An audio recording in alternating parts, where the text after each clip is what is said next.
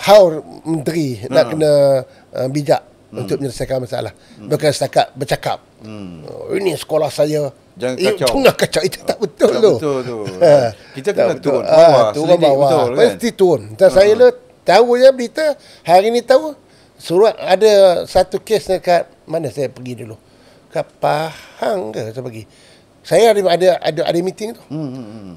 Meeting, saya batal meeting kat kementerian. Nah, saya akan selesaikan masalah sekolah. Pernah berlaku sekali tu nak mesyuarat POSCAP. Saya beritahu dengan menteri, saya tak dapat hadir mesyuarat POSCAP sebab saya kena turun selesaikan masalah disiplin kat sekolah. Jadi kita kena komitmen. Tengok sendiri, dengar sendiri punca apa masalah dia. To be fair, dua-dua belah pihak, jangan salahkan mana-mana pihak. Jadi kemudian masa pergi tu kita juga bawa polis. Masa tu kita cadang, itu yang kita cadang. Saya cadang supaya tiap-tiap sekolah ni dia ada satu pegawai polis lah, bukanlah dia jaga, tetapi yang akan bertanggungjawab untuk melihat keadaan, memantau keadaan. Itu masa tu kita buat. Tapi saya tahulah sekarang ni wallahualam saya tahu. Tak nampak kan. Jap, benda penting Tan Sri rasa apa sebenarnya satu persatu jadi, tapi tindakan segera tu tak dibuat dan akhirnya orang hilang percaya kepada institusi sekolah ni.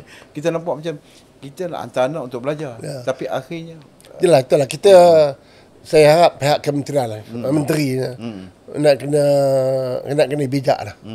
Macam mana untuk menyelesaikan, jangan nanti sampai satu isu sampai orang dah takut lah nak hantar anak ke sekolah.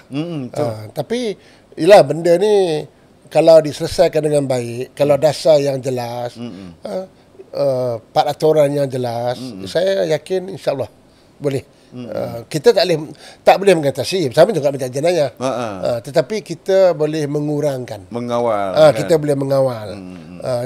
Yang penting pihak yang terlibat dia lihat kita ni adil kepada pihak sekolah ke, kepada pelajar tu. Kita nak kena tahu